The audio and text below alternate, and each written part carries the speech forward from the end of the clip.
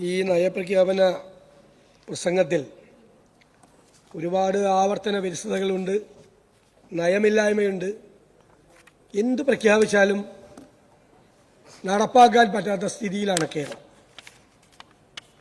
ഈ സംസ്ഥാനം ഇതുവരെ കാണാത്ത രൂക്ഷമായ ധനപ്രതിസന്ധിയിലൂടെ കടന്നുപോവുകയാണ്. യാഥാർത്ഥ്യമാണ്. ഒരു ഗവൺമെന്റിന്റെ പ്രൈം റെസ്പോൺസിബിലിറ്റി എന്താണ്? നികുതി പിരിക്കുക, നികുതി വരുമാനം ഉണ്ടാക്കുക, ആ നികുതി വരുമാനം ഉപയോഗിച്ച് ക്ഷേമ പ്രവർത്തനങ്ങൾ നടത്തുക, വികസന പ്രവർത്തനങ്ങൾ നടത്തുക. നിങ്ങളുടെ ആദ്യത്തെ ഉത്തരവാദിത്വം നിങ്ങൾ ദയനീയമായി പരാജയപ്പെട്ടു. നികുതി പിരിവിൽ നിങ്ങൾ ദയനീയമായി പരാജയപ്പെട്ടു. ഞാൻ എപ്പോഴും പറയാറുള്ളത് ആവർത്തിക്കുന്നില്ല. GST ഇന്ത്യയിൽ നടപ്പാക്കിയപ്പോൾ കേരളമാകേണ്ടിയിരുന്നു ഏറ്റവും കൂടുതൽ നികുതി വരുമാനം ഉണ്ടാക്കേണ്ട സംസ്ഥാനം. കാരണം എൻഡ് പോയിന്റിലാണ് ടാക്സ്. നമ്മൾ കൺസ്യൂമർ സ്റ്റേറ്റാണ്. 90% മറ്റ് സംസ്ഥാനങ്ങളിൽ നിന്ന് കേരളത്തിലേക്കാണ് കമ്മോഡിറ്റീസ് വരുന്നത്. പക്ഷേ നമുക്കൊരു ആവറേജ് ഒരു 10% പോലും നമുക്ക് നികുതി വരുമാനം ഉണ്ടാക്കാൻ പറ്റിയില്ല. പല മാനുഫാക്ചറിംഗ് സ്റ്റേറ്റ്സും അവർ വലിയ പ്രതിസന്ധിയായിരുന്നു. പക്ഷേ കഴിഞ്ഞ 5 വർഷക്കാലം കൊണ്ട് അവരതെല്ലാം സെറ്റിൽ ചെയ്ത് ഇന്ന് നമ്മളെക്കാൾ കൂടുതൽ നികുതി വരുമാനം ഉണ്ടാക്കുന്നു. അപ്പോൾ ഭീകരമായ നികുതി ചോർച്ച കേരളത്തിലുണ്ട്. ആ നികുതി പിരിച്ചെടുക്കുക, പണമുണ്ടാക്കി പാവങ്ങളെ സഹായിക്കുക, വികസന പ്രവർത്തനം നടത്തുക എന്നൊരു ഗവൺമെന്റിന്റെ ഉത്തരവാദിത്വം നിങ്ങൾ ആദ്യമേ പരാജയപ്പെടുത്തി. ഈ സമീപകാലത്തൊന്നും കരകയറാൻ പറ്റാത്ത രീതിയിലുള്ള രൂക്ഷമായ കടക്കണിയിലേക്ക് ആഴ്ന്നിറങ്ങിയാണ്. സർ, നമ്മൾ ഇന്നലെ സിവിൽ സപ്ലൈസ് മന്ത്രി പറഞ്ഞു റേഷൻ പ്രശ്നം തീർക്കാൻ പറ്റുന്നില്ല. സാമ്പത്തിക പ്രതിസന്ധി മാറിയാലേ റേഷൻ പ്രശ്നം തീർക്കാൻ പറ്റുള്ളൂ. റേഷൻ കടകൾ പ്രവർത്തിക്കുന്നില്ല. സിവിൽ സപ്ലൈസ് കോർപ്പറേഷൻ രൂക്ഷമായ വിലക്കയറ്റം ഉണ്ടാകുമ്പോൾ എന്താണ് സപ്ലൈകോയുടെ ചുമതല? മാർക്കറ്റ് ഇന്റർവെൻഷൻ നടത്തി സാധനങ്ങളുടെ വില കുറയ്ക്കുക. എത്ര ആയിരം കോടി രൂപയാണ് നിങ്ങൾ സപ്ലൈകോയ്ക്ക് കൊടുക്കാനുള്ളത്? അവിടെ 13 സബ്സിഡി ഐറ്റം കൃത്യമായി മാവേലി സ്റ്റോറിൽ കൊടുക്കാൻ പറ്റുന്നുണ്ടോ? അപ്പൊ പൊതുമാർക്കറ്റിലെ വില നിങ്ങൾക്ക് നിയന്ത്രിക്കാൻ പറ്റുന്നില്ല. ആ രൂക്ഷമായ വിലക്കയറ്റത്തിന്റെ ഭാരം മുഴുവൻ സാധാരണക്കാരായ മനുഷ്യർ താങ്ങുകയാണ്. ഇത് ഓർഗാനിക് ആയിട്ടുള്ള വിലക്കയറ്റം ഉണ്ടാകും, കൃത്രിമമായ വിലക്കയറ്റം ഉണ്ടാകും. സപ്ലൈകോ കൃത്യമായി ഇന്റർവെൻഷൻ നടത്താൻ പണമില്ലാതെ വിഷമിക്കുന്നു. ഞാൻ ഇങ്ങോട്ട് പോരുന്നതിന് മുമ്പ് ഏറ്റവും ചെറിയ തോതിലുള്ള സ്മോൾ സ്കെയിൽ ആളുകൾ സപ്ലൈകോയ്ക്ക് സപ്ലൈ ചെയ്യുന്ന ആളുകൾ കരഞ്ഞുകൊണ്ട് നിൽക്കുക. ബാങ്ക് ലോണും ജപ്തിയുമായിട്ട് 200 കോടി അവർക്ക് കൊടുക്കാനുള്ളത്. സാധാരണ ബിസിനസ് കേരളത്തിൽ ഉൽപ്പാദിപ്പിക്കുന്ന സാധനങ്ങൾ നിങ്ങൾ 1.5 കൊല്ലമായി പണം കൊടുക്കാൻ പറ്റുന്നില്ല. വലിയ സപ്ലൈയേഴ്സിന് പണം കൊടുക്കാൻ പറ്റുന്നില്ല. അപ്പോൾ മാവേലി സ്റ്റോറിൽ നന്നായിട്ട് പ്രവർത്തിക്കാൻ പറ്റുന്നില്ല. സർ, ആശുപത്രികളിൽ മരുന്നില്ല. ഇവിടെ എന്താ? മരുന്ന് തീർന്ന് ഗവൺമെന്റ് ആശുപത്രികൾ, കോടികൾ കുടിശ്ശിക, വിതരണം നിലച്ചു. കോഴിക്കോട് മെഡിക്കൽ കോളേജിൽ രൂക്ഷമായ സ്ഥിതി. ആന്റിബയോട്ടിക് ഉൾപ്പെടെ തീർന്ന എറണാകുളം, സർജറി മുടങ്ങി കോട്ടയം മെഡിക്കൽ കോളേജ്. കൊല്ലത്ത് ഇൻസുലിൻ, ഡയാലിസിസ് വരുന്നില്ല. ആരോഗ്യമന്ത്രിയുടെ കുഴപ്പമല്ല. മെഡിക്കൽ സർവീസസ് കോർപ്പറേഷൻ കൃത്യമായി പണം കൊടുക്കാത്തത് കൊണ്ട് അവരുടെ സപ്ലയേഴ്സ് കറക്റ്റായിട്ട് മരുന്ന് കൊടുക്കുന്നില്ല. മരുന്നില്ല, റേഷനരിയില്ല, മാവേലി സ്റ്റോറിൽ സാധനമില്ല. സർ, കാരുണ്യ ചികിത്സ എത്ര കോടി രൂപയാണ് സർക്കാർ ആശുപത്രികൾക്ക് കൊടുക്കാനുള്ളത്? എത്ര കോടി രൂപയാണ് സ്വകാര്യ ആശുപത്രികൾക്ക് കൊടുക്കാനുള്ളത്? സ്വകാര്യ ആശുപത്രികളുടെ മാനേജ്മെന്റ് യോഗം ചേർന്ന് തീരുമാനിച്ചു ഇനി കാർഡ് സ്വീകരിക്കണ്ട, അല്ലേ? കാസ്പിൽ പുതിയ രജിസ്ട്രേഷൻ വേണ്ട, ഗവൺമെന്റ് തീരുമാനിച്ചു. കാരുണ്യ ചികിത്സ ഇല്ലാതെയായി. ഈ പാവങ്ങളല്ലേ സാർ ഏറ്റവും കൂടുതൽ അനുഭവിക്കുന്നത്? കർഷകർ വലിയ പ്രതിസന്ധിയിൽ. ആ കർഷകരുടെ പ്രതിസന്ധി പരിഹരിക്കാൻ വേണ്ടിയിട്ടുള്ള ഒരിടപെടലും സർക്കാരിന്റെ ഭാഗത്തു നിന്നുണ്ടാകുന്നില്ല. കാർഷിക മേഖല വലിയ തകർച്ചയെ നേരിടുന്നു. ആളുകൾ കൃഷിയിൽ നിന്ന് പിന്മാറുന്നു. ഈ പ്രശ്നങ്ങൾ അഡ്രസ് ചെയ്യാനുള്ള ഏതെങ്കിലും തരത്തിലുള്ള അപ്രോച്ച് ഉണ്ടോ? മത്സ്യത്തൊഴിലാളി മേഖല വറുതിയിലാണ്, പല കാരണങ്ങൾ കൊണ്ട്. മണ്ണെണ്ണയുടെ പ്രശ്നം, അതുപോലെ മത്സ്യലഭ്യതയില്ലായ്മ, ക്ലൈമറ്റ് ചേഞ്ച്, പക്ഷെ ഓരോ സെക്ടറിലെയും ആളുകൾ പിന്നോക്കം പോവുകയാണ്, ജീവിക്കാൻ കഴിയാത്ത സാഹചര്യത്തിലേക്ക് പോവുകയാണ്. സാർ, ജനങ്ങൾ പ്രതിസന്ധിയിലാകുമ്പോൾ അവരാഗ്രഹിക്കുന്നത് എന്താ? അവർ തിരഞ്ഞെടുത്ത ഒരു ഗവൺമെന്റിന്റെ പ്രസൻസ്, സാന്നിധ്യം അവരെ സഹായിക്കാൻ ഉണ്ടാകണം എന്ന് അവരാഗ്രഹിക്കും. നിങ്ങൾ ഈ കഷ്ടപ്പെടുന്ന, ഈ പ്രയാസപ്പെടുന്ന ഈ ജനപദങ്ങളുടെ പ്രശ്നങ്ങൾ പരിഹരിക്കാൻ നിങ്ങളുടെ ഒരു പ്രസൻസോ നിങ്ങളുടെ ഒരു ഇടപെടലോ ഉണ്ടോ? ഞാൻ ഇന്നലെ KSRTCയെ കുറിച്ച് പറഞ്ഞു. 47,000 ജീവനക്കാരുണ്ടായിരുന്ന സ്ഥലത്ത് 22,000 ജീവനക്കാരായി. വൈദ്യുതി ബോർഡ് ഞങ്ങൾ അധികാരത്തിലിരിക്കുമ്പോൾ സർ വൈദ്യുതി ബോർഡിനെ ലാഭത്തിലാക്കി. ഒരു യൂണിറ്റിന് 20 പൈസ കുറച്ചു കൊടുത്തു, ഒരു യൂണിറ്റിന്. അതുവരെയുള്ള കടങ്ങൾ കുറച്ചു. 2016 ഞങ്ങൾ അധികാരത്തിൽ നിന്ന് പുറത്തിറങ്ങുമ്പോൾ വൈദ്യുതി ബോർഡിന്റെ കടം 1083 കോടിയാണ്. ഇപ്പൊ വൈദ്യുതി ബോർഡിന്റെ കടം എത്രയാ? വൈദ്യുതി ബോർഡിന്റെ കടം 45,000 കോടി. ഉമ്മൻചാണ്ടി സർക്കാർ 25 വർഷത്തേക്ക് ഒരു എഗ്രിമെന്റ് ഉണ്ടാക്കി. 4 രൂപ 29 പൈസയ്ക്ക് വൈദ്യുതി മേടിക്കാൻ 7 കൊല്ലം നിങ്ങൾ വാങ്ങിച്ചു, പഴയ ഗവൺമെന്റ് വാങ്ങിച്ചു ഈ വിലയ്ക്ക്. എന്നിട്ടൊരു സുപ്രഭാതത്തിൽ നിങ്ങൾ ആ വൈദ്യുതി കരാർ റദ്ദാക്കി. ഞങ്ങൾ അതിനെ എതിർത്തില്ല. ഞാൻ പറഞ്ഞു, 4 രൂപ 29 പൈസയ്ക്ക് വൈദ്യുതി മേടിച്ചത് അഴിമതിയാണെങ്കിൽ നിങ്ങളൊന്ന് കറക്റ്റ് 1 പൈസ കുറച്ച് നിങ്ങൾ വൈദ്യുതി മേടിച്ചാൽ മതിയെന്ന്. നിങ്ങളിപ്പോൾ എത്ര പൈസയ്ക്കാണ് വൈദ്യുതി മേടിച്ചത്? 4 രൂപ 29 പൈസ ഒരു യൂണിറ്റിന് 25 വർഷത്തേക്ക് എഗ്രിമെന്റ് വെച്ചത് റദ്ദാക്കിയിട്ട് നിങ്ങൾ വാങ്ങിച്ചത് 8 രൂപ മുതൽ 14 രൂപ വരെ 30 പൈസയ്ക്കാണ്. അങ്ങ് അവിടെ ഇരിക്കും, അങ്ങേക്ക് മറുപടി പറയാനുള്ള അവസരം കിട്ടും. ഞാൻ കംപ്ലീറ്റ് ചെയ്യട്ടെ. മന്ത്രിമാർക്ക് മറുപടി പറയാനുള്ള അവസരം നയപ്രഖ്യാപന പ്രസംഗത്തിന്റെ അവസാനം കിട്ടും. ഞാനൊന്ന് കംപ്ലീറ്റ് ചെയ്തോട്ടെ. എനിക്ക് കുറച്ച് സമയമുള്ളൂ, അതുകൊണ്ടാണ്. അല്ലെങ്കിൽ അങ്ങേക്ക് സീനിയറായ അങ്ങേക്ക് ഞാൻ വഴങ്ങായിരിക്കും. മന്ത്രിമാർക്കും മറുപടി പറയാൻ, വകുപ്പുകളെ കുറിച്ച് വിമർശിക്കുമ്പോൾ മന്ത്രിമാർക്ക് നയപ്രഖ്യാപന പ്രസംഗത്തിൽ മറുപടി പറയാനുള്ള അവസരമുണ്ട്. എനിക്ക് സമയക്കുറവാണ്. എന്നിട്ട് 8 രൂപ മുതൽ 14 രൂപ 30 പൈസയ്ക്ക് വരെ മേടിക്കാൻ ഒരു ദിവസം 15 കോടി 20 കോടി ഈ വൈദ്യുതി ബോർഡ് നഷ്ടമുണ്ടാക്കുകയാണ് മാസങ്ങളായിട്ട്. എന്റെ അവസാനം അതിന്റെ പാപഭാരം ആരുടെ തലയില? ജനങ്ങളുടെ തലയിൽ. നിങ്ങൾ ഇപ്രാവശ്യം കൂട്ടിയപ്പോൾ 2 പ്രാവശ്യത്തെ വൈദ്യുതി ചാർജ് ഒരുമിച്ച് കൂട്ടി. ഇപ്പോഴത്തെ കൂട്ടലുകൊണ്ട് മാർച്ച് മുതൽ നിങ്ങൾ കൂട്ടി. അപ്പോൾ ഒരു പ്രഖ്യാപനം വേണ്ട. മാർച്ച് മുതൽ ആളുകൾക്ക് ബില്ല് വരുമ്പോൾ അവരുടെ വൈദ്യുതി ചാർജ് കൂടി. നിങ്ങൾ ഉണ്ടാക്കി വെച്ച കെടുകാര്യസ്ഥത, നിങ്ങൾ അവിടെ നടത്തിയ അഴിമതി, അദാനിയുടെ കമ്പനിക്ക് അത് കൊടുക്കാൻ വേണ്ടി ചെയ്ത പരിപാടി, അത് റദ്ദാക്കിയത് 4 രൂപ 29 പൈസയ്ക്ക് ഉണ്ടായിരുന്ന എഗ്രിമെന്റ് റദ്ദാക്കി 14 രൂപ 30 പൈസയ്ക്ക് പുറത്തു നിന്ന് വൈദ്യുതി മേടിച്ച ഗവൺമെന്റാണിത്. സാർ, ഇതുപോലെ എല്ലാ പൊതുമേഖലാ സ്ഥാപനങ്ങളും, പ്രധാനപ്പെട്ട വ്യവസായങ്ങൾ, ഇപ്പൊ ടെൽക്ക് വലിയ പ്രതിസന്ധിയാണ്. ട്രാക്കോ കേബിൾ പൂട്ടാറായി. ഒരുപാട് കമ്പനികൾ താഴോട്ട് പോവുകയാണ്. ആളുകളുടെ ജീവനക്കാരുടെ എണ്ണം കുറയ്ക്കുകയാണ്. ഞാൻ ഒരുപാട് കമ്പനികളിലുണ്ട്. ഇന്നലെ ഇവിടെ വിശ്വനാഥ് പറഞ്ഞു, ട്രഡീഷണൽ ഇൻഡസ്ട്രി മുഴുവൻ കശുവണ്ടി ഫാക്ടറികളും പൂട്ടിക്കിടക്കുന്നു. കൈത്തറി പ്രതിസന്ധിയിൽ, കയർ പ്രതിസന്ധിയിൽ, ഒരു ബാംബു അങ്കമാലിയിൽ, എല്ലാം വലിയ ഒരു ട്രഡീഷണൽ ഇൻഡസ്ട്രിയും ഇല്ല. നിങ്ങൾ ആ കശുവണ്ടി മേഖലയിലെ പ്രശ്നം പരിഹരിക്കാൻ നിങ്ങൾ എന്ത് ഇടപെടലാണ് നടത്തിയത്? 100 കണക്കിന് കശുവണ്ടി ഫാക്ടറി ഉടമകൾക്ക് ജപ്തിയാണ്. ഈ ഇൻഡസ്ട്രി മുഴുവൻ കേരളത്തിൽ നിന്ന് തമിഴ്നാട്ടിലേക്കും കർണാടകത്തിലേക്കും പോവാണ്. കാഷ്യൂ ഇൻഡസ്ട്രി എവിടെയാണ്? ഇതെല്ലാം സാധാരണക്കാരല്ലേ, പാവപ്പെട്ട മനുഷ്യരല്ലേ, സ്ത്രീകളല്ലേ? ആയിരക്കണക്കിന് സ്ത്രീകൾ അവിടെ നിന്ന് കിട്ടുന്ന ചെറിയ വരുമാനം കൊണ്ട് ജീവിക്കുന്നത്. അവരുടെ തൊഴിലിടങ്ങളില്ലാതായി. തൊഴിലിടങ്ങളിൽ ചുമട്ടുതൊഴിലാളികൾക്ക് വരെ ജോലി കുറഞ്ഞു. ഈ സാമൂഹ്യ മാറ്റം, ഈ സാമ്പത്തിക മാറ്റം, ഈ കേരളത്തിന്റെ ഗവൺമെന്റ് ഉണ്ടാക്കിയ സാമ്പത്തിക പ്രതിസന്ധിയുടെ പരിണിത ഫലങ്ങളാണ് എന്ന് നിങ്ങൾ അറിയണം. സർ, ക്രൈം വർദ്ധിച്ചു. ഏതെല്ലാം രീതിയിലെ മയക്കുമരുന്നിന്റെ ഉപയോഗത്തെക്കുറിച്ച് ഇന്നിവിടെ പറഞ്ഞു. സാർ, മയക്കുമരുന്ന് നിയന്ത്രിക്കാൻ, കൺട്രോൾ ചെയ്യാൻ, അതിന്റെ സോഴ്സ് അറിയാൻ ഈ എക്സൈസ് വകുപ്പ് എന്താ ചെയ്യുന്നത്? സാർ, നോക്കുകുത്തികളാണ്. നോക്കുകുത്തി ആകെ പിടിക്കുന്നത് 10 ഗ്രാം കഞ്ചാവും 25 ഗ്രാം കഞ്ചാവും പിടിക്കുന്നത്. ഇവിടെ വലിയ രാസ കെമിക്കൽ സാധനങ്ങളാണ് വരുന്നത്. വലിയ ലോഡ് വരികയാണ്. എവിടെയാ പിടിക്കുന്നത്? വ്യാപകമായ മയക്കുമരുന്നിന്റെ കേന്ദ്രമായി കേരളം മാറി. രൂക്ഷമായ അതിനെ തുടർന്നുള്ള ക്രൈം, ആ ക്രൈമിന്റെ നേച്ചർ നോക്കിയേ. ഞാനിവിടെ ഇന്ന് പലരും പറഞ്ഞതുകൊണ്ട് ഞാനതൊന്നും ആവർത്തിക്കുന്നില്ല. സർ, സ്ത്രീ സുരക്ഷ ഇന്നലെ സംസാരിച്ചു. സ്ത്രീ സുരക്ഷ പേരിന് മാത്രമായി ഇവിടെ മാറി. സർ, അഴിമതിക്ക് വല്ല കുറവുണ്ട്? അഴിമതിക്ക്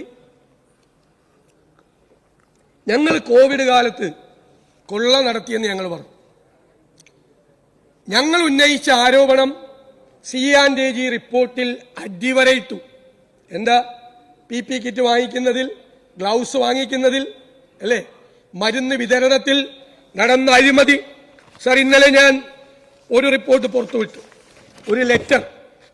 ഇന്നിതൊരു പുതിയ കാര്യം കൂടി പറയാം. 28/3/2020 മെഡിക്കൽ സർവീസസ് കോർപ്പറേഷൻ അനിത ടെക്സിക്കോട്ട് എന്ന കമ്പനിക്ക് ഇമെയിലിൽ അയക്കുന്നു. അവർ പറഞ്ഞു 25,000 കിറ്റ് വാങ്ങാൻ താല്പര്യം പ്രകടിപ്പിച്ചുകൊണ്ടാണ് ഇമെയിൽ അയക്കുന്നത് 550 രൂപയ്ക്ക്.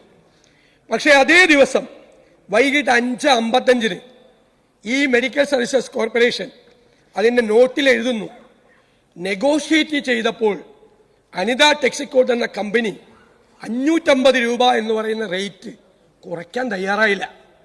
അതുകൊണ്ട് അവർക്ക് 25,000 കിറ്റുകൾ കൊടുക്കുന്നില്ല, 10,000 കിറ്റേ അവിടെ നിന്ന് വാങ്ങിക്കുന്നുള്ളൂ. വൈകുന്നേരം 5:55 എഴുതുന്നത്.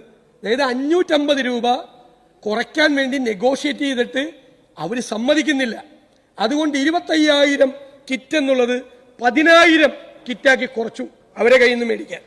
സാർ, അതേ ദിവസം, ഇത് 5:55 എഴുതുന്നത്, അതേ ദിവസം വൈകുന്നേരം 7:48 സാൻ ഫാർമ എന്ന സ്ഥാപനത്തിന് മെഡിക്കൽ സർവീസസ് കോർപ്പറേഷൻ അങ്ങോട്ട് മെയിൽ അയക്കുന്നു. എന്തിനാണ്? അവരുടെ പ്രപ്പോസൽ അംഗീകരിച്ചു വന്നു. അവരുടെ പ്രപ്പോസൽ എന്താ? ഒരു PP കിറ്റിന് 1,550 രൂപ. 1,550 രൂപ. അത് 15,000 വാങ്ങിക്കാൻ വേണ്ടി അവർക്ക് 100% അഡ്വാൻസ് കൊടുക്കും.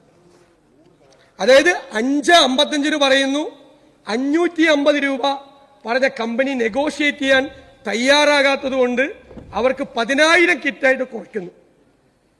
എന്നിട്ട് 50% അഡ്വാൻസ്. എന്നിട്ട് 7:48 സാൻ ഫാർമയ്ക്ക് പറയുന്നു 15,000 കിറ്റ് 1,550 രൂപയ്ക്ക് മേടിക്കാൻ ഓർഡർ. എന്നിട്ട് 100% അഡ്വാൻസ്. 550 രൂപ തന്നവന് 50% അഡ്വാൻസ്. 1,550 രൂപയ്ക്ക് മേടിച്ചവന് 100% അഡ്വാൻസ്. ഇതിനേക്കാൾ വലിയ അഴിമതി എന്താണ് സാർ? ഈ രേഖയാണ്, KMCSL രേഖയാണ്, എൻ്റെ കയ്യിലിരിക്കുന്ന രേഖയാണ് ഇത്. നിങ്ങൾ ആ കാലത്ത് 26 സർക്കാർ ആശുപത്രികളിലേക്ക് എക്സ്പയറി ഡേറ്റ് കഴിഞ്ഞ മരുന്ന് കൊടുത്തു. ആരാ സാറേ സർക്കാർ ആശുപത്രി പോണത്? പാവങ്ങൾ, കുഞ്ഞുങ്ങൾ. എക്സ്പയറി ഡേറ്റ് കൊടുത്ത കഴിഞ്ഞ മരുന്ന് എന്താ കുഴപ്പം? അതിന്റെ രാസമാറ്റം സംഭവിച്ച് ജീവഹാനി വരെ ഉണ്ടാ. മെഡിക്കൽ ഫാർമസ്യൂട്ടിക്കൽ കമ്പനികൾ 6 മാസത്തേക്ക് എക്സ്പയറി ഉള്ളതും എക്സ്പയറി കഴിഞ്ഞതുമായ മരുന്നുകൾ വിതരണം നടത്താൻ പാടില്ല. കത്തിച്ച് കളയണമെന്ന്, നശിപ്പിച്ച് കളയണമെന്ന്. അവരുടെ കയ്യിൽ നിന്ന് അവർ കൊടുക്കും. ചില കമ്പനികൾ, വൃത്തികെട്ട കമ്പനികളുണ്ട്, അവരെന്ത് ചെയ്യുന്നറിയോ? ചില സർക്കാരുകൾക്ക്, ചില കോർപ്പറേഷനുകൾക്ക്, ചില മെഡിക്കൽ സ്റ്റോറുകൾക്ക് ഈ എക്സ്പയറി ഡേറ്റ് കഴിഞ്ഞ മരുന്ന് കൊടുക്കും 20% വിലയ്ക്ക്. ബാക്കി 80% കമ്മീഷൻ. ഇപ്പൊ 100 കോടി രൂപയുടെ മരുന്നൊരു കമ്പനിക്ക് ഓർഡർ ചെയ്താൽ 100 കോടി രൂപ കമ്പനിയിലേക്ക് പോകും. അവർക്ക് 20 കോടി മതി, 80 കോടി രൂപ തിരിച്ചു വരും. കാരണം ഇത് നശിപ്പിക്കാൻ വേണ്ടി വെച്ചേക്കണ മരുന്നാണ്. അത് മരുന്നെടുത്ത് പാവങ്ങൾക്ക് കൊടുക്കുക. നിങ്ങൾ 80,000-ലധികം ബാച്ച് മരുന്ന് വന്നിട്ട് 8,000 ബാച്ച് മാത്രമേ പരിശോധിച്ചുള്ളൂ ക്വാളിറ്റി ടെസ്റ്റ്. സാർ, 14 കമ്പനികൾ, 14 പ്രധാനപ്പെട്ട ഫാർമസ്യൂട്ടിക്കൽ കമ്പനികളുടെ ഒറ്റ മരുന്ന് പോലും നിങ്ങൾ ക്വാളിറ്റി ടെസ്റ്റ് നടത്തിയില്ല. സാർ, ക്വാളിറ്റി ടെസ്റ്റ് നടത്തിയില്ലെങ്കിൽ വരുന്ന മരുന്ന് ഏതാ? ധാരണയാണ്. കേരള മെഡിക്കൽ സർവീസസ് കോർപ്പറേഷനിലെ ആളുകളും അവരും ചേർന്ന്, കമ്പനികളും ചേർന്ന് ധാരണയാ ഇത് ക്വാളിറ്റി ടെസ്റ്റ് വിടൂല. ക്വാളിറ്റി ടെസ്റ്റ് വിട്ടില്ലെങ്കിൽ ചാത്തം മരുന്ന് വരും. പൊള്ളാച്ചിയിലൊക്കെ മരുന്നുണ്ടാക്കുന്നുണ്ട്. പൊള്ളാച്ചിയിലൊക്കെ 25 രൂപ വിലയുള്ള ഗുളിക 50 പൈസക്ക് കിട്ടുവാണ്. അവരുണ്ടാക്കി തരും ഇതേ പാക്കായിട്ട്. ഫൈസറിന്റെയും മറ്റു വലിയ കമ്പനിയുടെയൊക്കെ അവരെ ഞെട്ടിക്കുന്ന തരത്തിലുള്ള പാക്കിംഗ് ആക്കി അവർ തരും. ഇതുപോലുള്ള ചാത്തം മരുന്ന് ക്വാളിറ്റി ടെസ്റ്റ് ഒരു ബാച്ചിൽ പോലും നടത്താതെ എക്സ്പയറി ഡേറ്റ് കഴിഞ്ഞ മരുന്ന് സർക്കാർ ആശുപത്രിയിൽ കൊടുത്ത് നമ്മുടെ കുഞ്ഞുങ്ങളല്ലേ, നമ്മുടെ കുടുംബക്കാരല്ലേ ഇതൊക്കെ വാങ്ങിച്ചു കഴിച്ചത് സർക്കാർ ആശുപത്രിയിൽ നിന്ന്. എന്തൊരു അഴിമതിയാണ് സാർ ആ കോവിഡ് കാലത്ത് നടന്നത്. കൊള്ളയല്ലേ നടത്തിയത്, കൊള്ള ആ സമയത്ത് മുഴുവൻ നടത്തിയത് സാർ. അങ്ങനെ ഇതുപോലെ ഞാൻ ബ്രൂവറീസിന്റെ കാര്യം ഇന്നലെ ബഹുമാനപ്പെട്ട രമേശ് ചെന്നിത്തല പറഞ്ഞു. ഞാൻ ആവർത്തിക്കുന്നില്ല, അദ്ദേഹം വളരെ കൃത്യമായിട്ട് പറഞ്ഞു. സാറേ, ബഹുമാനപ്പെട്ട എക്സൈസ് മന്ത്രി പറഞ്ഞത് ഒരു കമ്പനി അപേക്ഷ കൊടുത്തു, ആ കമ്പനിക്ക് കൊടുത്തെന്ന. സാർ, ഇങ്ങനെ ഒരു ബ്രൂവറി പ്ലാന്റും multi field distillation unit, ethanol plant, IMFL bottling unit, brewery plant, brandy plant, wine plant എല്ലാം കൂടെ കൊടുത്തേക്കുക. വേറെ ഒരാളും അറിഞ്ഞില്ല സാർ ഈ കമ്പനി അല്ലാതെ. അതിന്റെ തൊട്ടപ്പുറത്ത് പാലക്കാട് ജില്ലയിലും തൃശൂർ ജില്ലയിലും പ്രവർത്തിക്കുന്ന ഒരു കമ്പനി പോലും അറിഞ്ഞില്ല ഇങ്ങനെ ഇതൊക്കെ കൊടുക്കാൻ പോവാന്ന്. ആകെ അറിഞ്ഞത് മധ്യപ്രദേശിൽ, പഞ്ചാബിൽ പ്രവർത്തിക്കുന്ന ഈ ഒയാസിസ് മാത്രം. അവർ വന്ന് ആപ്ലിക്കേഷൻ കൊടുത്തു. 2 കൊല്ലം മുമ്പ് എലപ്പുള്ളി പഞ്ചായത്തിൽ കോളേജ് തുടങ്ങാൻ പോകണമെന്ന് പറഞ്ഞ് 26 ഏക്കർ സ്ഥലം മേടിച്ചു കോളേജ് തുടങ്ങാൻ. അവിടെ അവർ 2 കൊല്ലം മുമ്പേ പ്ലാൻ ചെയ്ത. കേരളത്തിലെ ഒരു ഡിസ്റ്റിലറിക്കാരനും ഒരാളും അറിയാതെ ഈ മഹാരാഷ്ട്ര കമ്പനി മാത്രം കേരള ഗവൺമെന്റ് ഇതിന് അനുമതി കൊടുക്കാൻ പോകുന്നത് എങ്ങനെ അറിഞ്ഞു സാർ? എക്സൈസ് മന്ത്രി ആദ്യത്തെ ദിവസം കമ്പനിയെ കുറിച്ചുള്ള പ്രകീർത്തിക്കലായിരുന്നു. നിങ്ങളുടെ സർക്കാർ ഓർഡറിൽ ആദ്യമായി ഈ കമ്പനിയെ കുറിച്ച് പ്രകീർത്തിക്കില്ല. അപ്പോഴേ ഞങ്ങൾ സാധനം കൊണ്ടുവന്നത് കമ്പനിയെ പറ്റി. ഡൽഹിയിലെ കുപ്രസിദ്ധമായ ലിക്കർ സ്കാമിൽ അറസ്റ്റ് ചെയ്യപ്പെട്ട ആളാണ് ഇതിന്റെ ഉടമ. 2 പഞ്ചാബിൽ ഒരു കമ്പനി തുടങ്ങിയിട്ട് 4 കിലോമീറ്റർ ദൂരത്തെ വെള്ളം മുഴുവൻ പൊള്യൂട്ട് ചെയ്ത കമ്പനി. സെൻട്രൽ പൊല്യൂഷൻ കൺട്രോൾ ബോർഡും പഞ്ചാബ് പൊല്യൂഷൻ കൺട്രോൾ ബോർഡും കേസെടുത്ത, അതായത് ഇൻഡസ്ട്രിയൽ വേസ്റ്റ് മദ്യം ഉണ്ടാക്കി കഴിഞ്ഞു അത് മുഴുവൻ ബോർവെല്ലിൽ കൂടി ഗ്രൗണ്ട് വാട്ടറിൽ മിക്സ് ചെയ്ത ക്രൂരത ചെയ്ത കമ്പനി. ആ കമ്പനിയെ കുറിച്ച് സർക്കാർ ഓർഡറിൽ എന്തൊരു പ്രകീർത്തനമാണ്. മന്ത്രി ആ കമ്പനിയുടെ പ്രൊപ്പഗാൻഡ മാനേജറെ പോലെയാണ് എക്സൈസ് മന്ത്രി സംസാരിക്കുന്നത് ആ കമ്പനിയെ കുറിച്ച്. ഷെയ്ഡി കമ്പനി, കുപ്രസിദ്ധമായ കമ്പനി. ഈ ലോകത്ത് ഒരാളും അറിയാതെ ആ കമ്പനി മാത്രം അറിഞ്ഞുകൊണ്ട് അവരുടെ മാത്രം അപേക്ഷ മേടിച്ച് ഒരു കുടിക്കാൻ വെള്ളമില്ലാത്ത പാലക്കാട് 200 ദശലക്ഷം യൂണിറ്റാണ് മലമ്പുഴ അണക്കെട്ടിന്റെ കപ്പാസിറ്റി. 400 ദശലക്ഷം യൂണിറ്റ് വേണം പാലക്കാടും പരിസര പ്രദേശത്തും. ഒരു ദിവസം 80 ദശലക്ഷം ലിറ്റർ വെള്ളം ഈ കമ്പനിക്ക് കൊടുത്ത്. അപ്പൊ പാവങ്ങൾക്ക് കുടിവെള്ളം വേണ്ട, ഇവർക്ക് കൊടുക്കും. പറഞ്ഞു വാട്ടർ അതോറിറ്റി, അവരൊന്നും അറിഞ്ഞിട്ടില്ല. ഇപ്പൊ പറയും അവർക്ക് കൊടുക്കും. 80 ദശലക്ഷം യൂണിറ്റ് കമ്പനി പൂർത്തിയാക്കുമ്പോൾ വെള്ളം കൊടുക്കണം. വെള്ളമില്ലാത്ത ഭൂഗർഭ ജലവിധാനം താഴേക്ക് പോയ പാലക്കാട് ഇത് കൊടുക്കണം. സാർ, KFCയിൽ ഞാൻ പറഞ്ഞു, കേരള ഫിനാൻഷ്യൽ കോർപ്പറേഷനിൽ 61 കോടി രൂപ കരുതൽ ധനമായി ഫിക്സഡ് ഡിപ്പോസിറ്റ് ഇട്ടിരിക്കുന്നു. ഫെഡറൽ ബാങ്ക് കരുതൽ ധനം സൂക്ഷിക്കണം. ഒരു 3-4 മാസം കഴിഞ്ഞപ്പോൾ 8.69% പലിശ ഫെഡറൽ ബാങ്കിൽ. ഒരു 3-4 മാസം കഴിഞ്ഞപ്പോൾ ആരും അറിയാതെ ആ കാശെടുത്ത് ഡെപ്പോസിറ്റ് അല്ല, ഡിബഞ്ചർ മാർക്കറ്റിൽ അനിൽ അംബാനിയുടെ കമ്പനിയിൽ കൊണ്ട് ഇട്ടു. അനിൽ അംബാനിയുടെ കമ്പനി എന്ന് പൊളിഞ്ഞുകൊണ്ടിരിക്കുക. മുഴുവൻ നാഷണൽ ഡെയിലിയിലും വാർത്തയാണ്. അനിൽ അംബാനിയുടെ ഈ കമ്പനിയിൽ ഇട്ടപ്പോ അനിൽ അംബാനിയുടെ സിസ്റ്റർ കൺസേൺ സാർ, അവർക്കെതിരായിട്ട് ഇന്ത്യയിലെ എല്ലാ ദേശസാൽകൃത ബാങ്കുകളും നാഷണൽ കമ്പനി ലോ ട്രൈബ്യൂണലിൽ പോയിരിക്കുക. എന്താ കാര്യം എന്നറിയോ? 50,000 കോടി രൂപ ലോൺ എടുത്തിട്ട് ഒറ്റ പൈസ അടച്ചില്ല.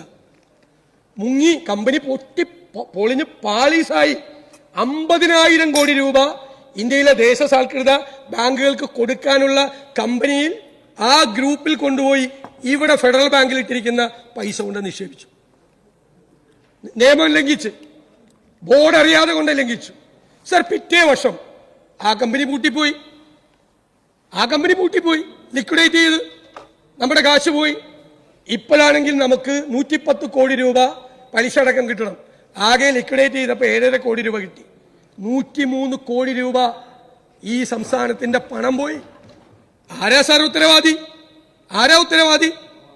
എന്തിനാണ് ഫെഡറൽ ബാങ്കിൽ കിടന്നിരുന്ന പണമെടുത്ത് ഡിബഞ്ചറിൽ കൊണ്ടുപോയി മുങ്ങാൻ പോകുന്ന പൊട്ടുമെന്ന് ഉറപ്പുള്ള കടം കയറി മുടിഞ്ഞ അനിൽ അംബാനിയുടെ കമ്പനിയിൽ പോയിട്ടത് കമ്മീഷൻ മേടിച്ചിട്ട് ഒരു നടപടി നിങ്ങൾ എടുത്തോ? നിങ്ങൾക്കൊരു മറുപടി ഉണ്ടോ? ആരെങ്കിലും ചെയ്യോ? കരുതൽ ധനം, അതാണ് ഫിക്സഡ് ഡെപ്പോസിറ്റ്, ആവശ്യം വരുമ്പോൾ ഉപയോഗിക്കാം. കരുതൽ ധനം കൊണ്ടുപോയി ഡിബഞ്ചറിലിടുവോ, സ്റ്റോക്കിലിടുവോ, കൊണ്ടുപോയി ഇടുവോ? എന്തും ചെയ്യാൻ മടിക്കില്ല. എന്തും ചെയ്യാൻ കാശ് മേടിച്ചിട്ട് പൂട്ടാൻ പോകുന്ന കമ്പനി കൊണ്ടിട്ടു. ആ കമ്പനിയുടെ റേറ്റിംഗ് തോമസ് ഐസക് വന്ന് പറഞ്ഞു AA+ റേറ്റിംഗ് ഉണ്ടെന്ന്. ഞാൻ ആ റേറ്റിംഗ് ഏജൻസിയുടെ മുഴുവൻ റിപ്പോർട്ടും പുറത്തെടുത്ത് വായിച്ചു. പിന്നെ തോമസ് ഐസക്കിനെ കണ്ടിട്ടില്ല, ധനകാര്യമന്ത്രി ഞാൻ കണ്ടിട്ടില്ല. മറുപടി പറയാം, അവരെഴുതിയിട്ടുണ്ട് ക്രെഡിറ്റ് വാച്ചറാണ്, അപകടത്തിലാണ്, ഇവരുടെ സിസ്റ്റർ കൺസേണിന് D ഗ്രേഡാണ്. നിങ്ങളുടെ റേറ്റിംഗ് ഏജൻസി നിങ്ങൾക്ക് തന്ന ആ റേറ്റിംഗിൽ പറഞ്ഞിട്ടുണ്ട് ഇവരുടെ സിസ്റ്റർ കൺസേൺ D ഗ്രേഡാണ്, തകർന്നിരിക്കുകയാണ്. അപ്പൊ വാച്ച് ചെയ്യണം, സൂക്ഷിച്ചിട്ട് വേണം ഇടാൻ. ഇതിന് സ്റ്റോക്ക് എക്സ്ചേഞ്ചിന്റെ അംഗീകാരമില്ല, സെബിയുടെ അംഗീകാരമില്ല. സെബിയുടെ അംഗീകാരമില്ലാത്ത, സ്റ്റോക്ക് എക്സ്ചേഞ്ചിന്റെ അംഗീകാരമില്ലാത്ത ഈ പൂട്ടാൻ പോകുന്ന കമ്പനിയിൽ ഫെഡറൽ ബാങ്കിലെ നിക്ഷേപം കൊണ്ടുപോയിട്ട് തൊലച്ചു. ഇങ്ങനെ എണ്ണിയാൽ ഒടുങ്ങാത്ത അഴിമതികൾ ധാരാളം ഉണ്ട്. സ്മാർട്ട് സിറ്റി ഞാൻ അവസാനിപ്പിക്കാം. ലാസ്റ്റ് പോയിന്റ് സാർ, 2007 സർക്കാരുമായി ഉണ്ടാക്കിയ കരാർ പ്രകാരം കുഞ്ഞാലി സാഹിബ് കൂടെ പറഞ്ഞു, ടീകോം വ്യവസ്ഥകൾ ലംഘിച്ചാൽ അവരിൽ നിന്നാണ് സർക്കാർ നടത്തിയ മുതൽ മുടക്കും നഷ്ടപരിഹാരവും ഈടാക്കേണ്ടത്. എന്നിരിക്കെ പദ്ധതിയിൽ വീഴ്ച വരുത്തിയ ടീകോമിന് സർക്കാർ അങ്ങോട്ട് പണം നൽകുന്നത് എന്ത് താല്പര്യത്തിന് പുറത്താണ്?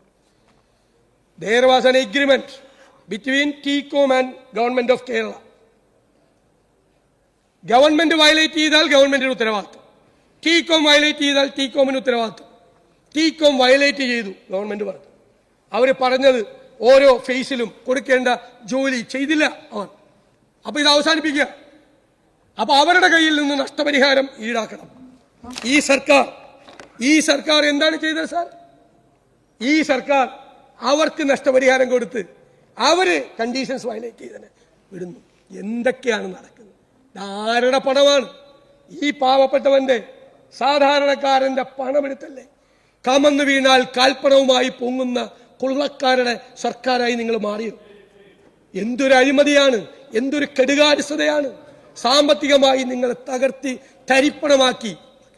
സാർ, ഞാൻ ഈ സർക്കാരിന്റെ നടപടികളെ പകുതി കാര്യം പോലും പറയാൻ പറ്റിയില്ല, സമയപരിമിതി ഞാൻ മനസ്സിലാക്കുന്നു. ഞാൻ എൻ്റെ വാക്കുകൾ അവസാനിപ്പിക്കുന്നു. ഈ നയപ്രഖ്യാപന പ്രസംഗത്തിന് പിന്തുണ പറഞ്ഞുകൊണ്ട് നടത്തിയ നന്ദി പ്രമേയത്തെ ശക്തിയായി എതിർക്കും.